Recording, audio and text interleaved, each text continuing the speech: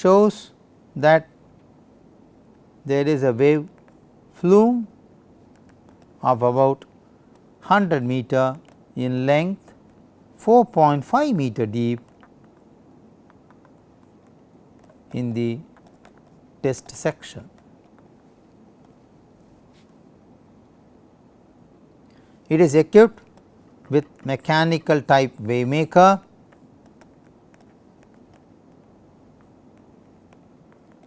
which is capable of generating regular waves at one end, and on the beach end these waves are absorbed by wave absorber, which can be generated in this system in the test setup is about 3.6 seconds, and the maximum wave height which can be generated is about 20 centimeters in the lab scale. That is the constraint or limitation of the test setup what we presently have at this moment.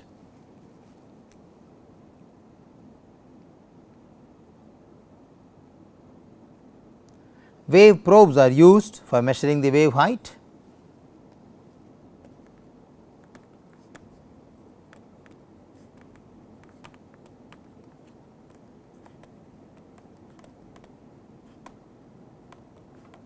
During the test run of the experiment, they are calibrated to know the error, if at all any preset error. The structural health monitoring system consists of different equipments. In this case, we need to have the load sensors to measure the axial tension in tethers. We need to also measure the inclination, because as you look at TLP in general, the rigid body motion of TLP in plan, which has got let us say 4 legs. If this is my x axis, this is my y axis, and the z axis is normal to the board here, this is my x axis. So, it has got surge, which is the displacement along x, sway, which is displacement along y, heave, which is displacement along z axis, then roll, which is rotation about x axis, then pitch, which is rotation about y axis, and yaw, which is rotation about z axis. So, it is about 6 degrees of freedom. So, surge, sway, heave, roll, pitch and yaw. So, now it is going to move in all 6 degrees of freedom. Therefore, roll, pitch and yaw being rotation, I need inclinometer to measure the rotations.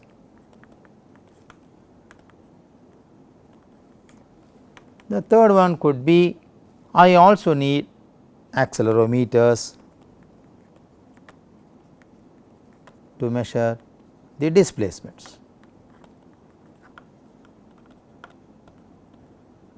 Okay, that is the wave measurements, or that is the measurements which we need to measure during the health monitoring scheme. Okay. Let us quickly look at what are the two types of systems we are proposing. We are proposing two systems, one is a wired system, other is wireless system, as we compared them in the previous lecture using buoyant leg storage regasification platform. Similarly, in TLP we did the same thing by actually employing two types of health monitoring systems, one is wired and other is wireless. Data acquisition is done on scaled model using both the systems. The accelerometer what we have used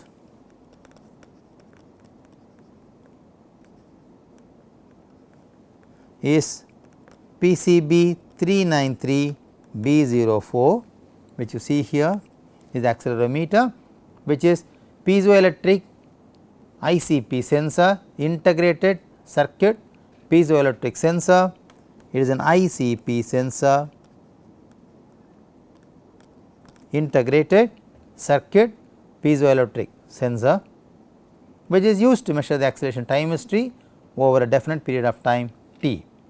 This can also measure the dynamic pressure, force and strain values.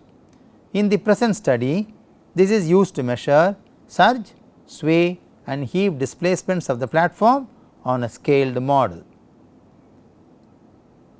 Output of the acceleration model will be connected to the signal conditioner before it is connected to the data acquisition channel. On excitation, the forces exerted by the mass on piezoelectric material generates electric output through the electrodes.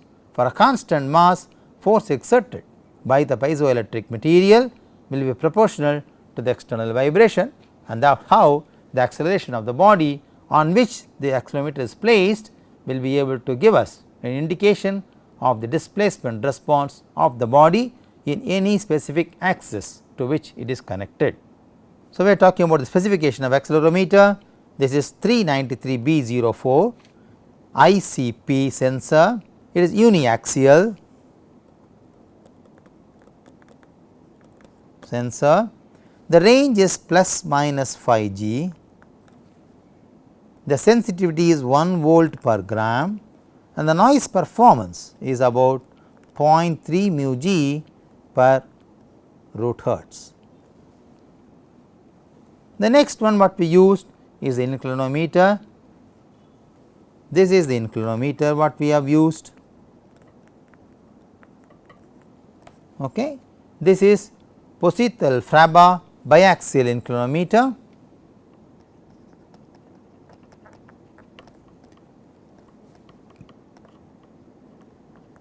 The make is Positell-Fraba.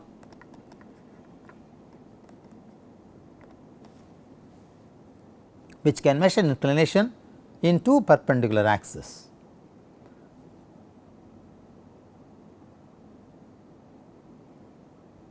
Now, the range of this is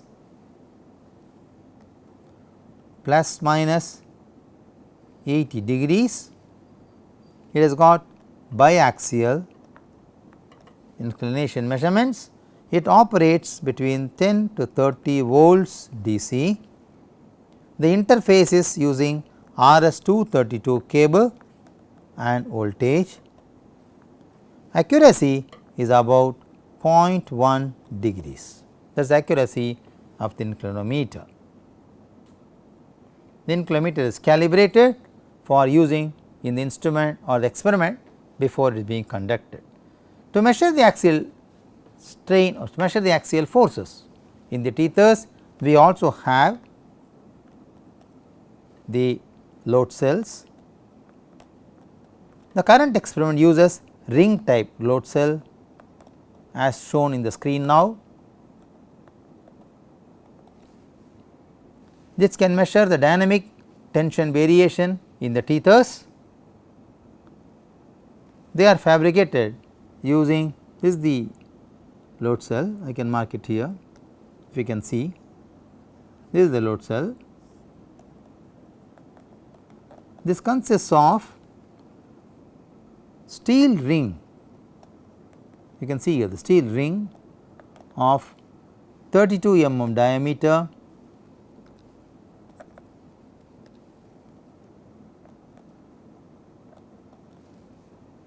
mm wide and 2 mm thick.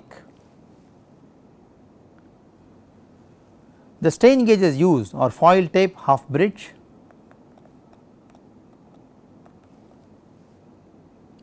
epoxy resins are applied to protect them from waterproofing. It has got acquisition connected to the DAQ using 15 pin connector to which it is connected through the data acquisition system. The load cells are calibrated before they are being used in the experiment.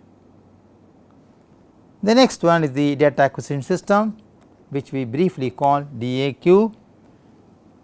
This experiment uses Spider 8 DAQ as seen in the figure here. the data acquisition system, DAQ, which is Spider 8,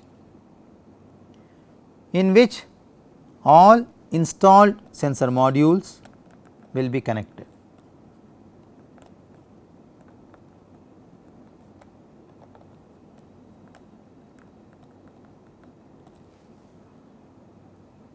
This has got 8 channels for parallel measurements.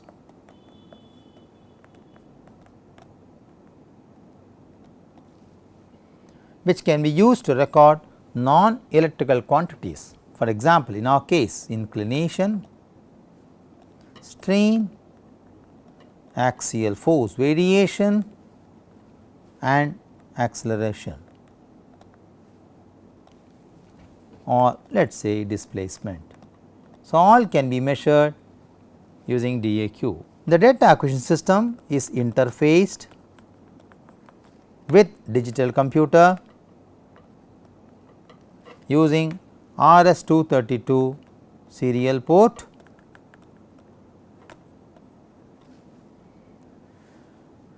Catman software is used, which is pre-installed in the computer, can read the real time data which is acquired in the DAQ. Okay, that is a setup we have. During experiments,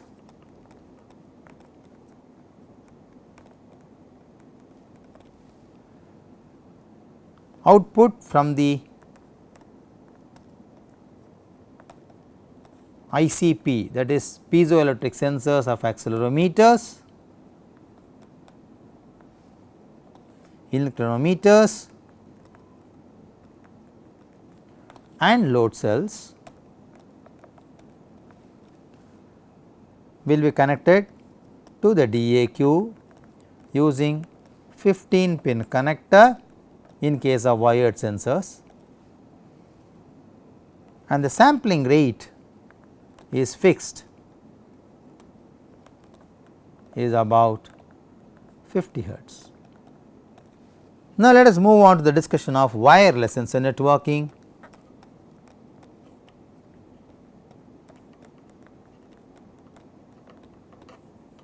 Which is used in the TLP model. The primary component of the wireless sensor networking is the sensor node.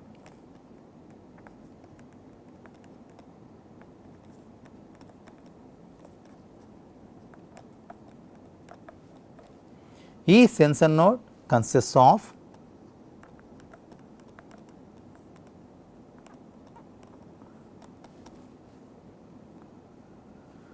a sensing unit,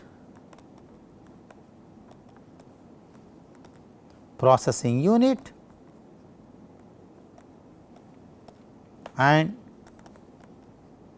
a transceiver unit. The process unit is Raspberry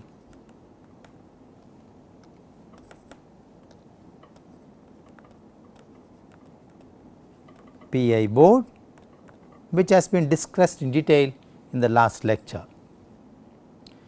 The advantage of this is a low cost device which can be used for local data acquisition. The processor of Pi board is ARM-V7 processor with 700 megahertz clock speed, which is quite reasonably fast to acquire the data and transfer the data quickly. This can operate in Linux mode or Linux based Raspbian VZ operating system. The Pi board is integrated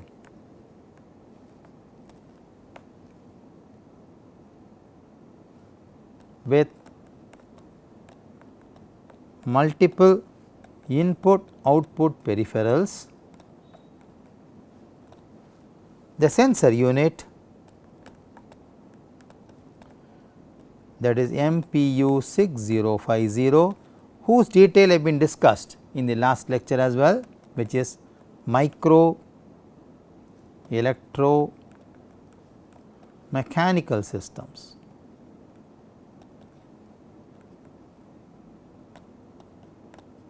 Which we call MEMS sensors. So, MEMS chip MPU 6050, this is connected to the processor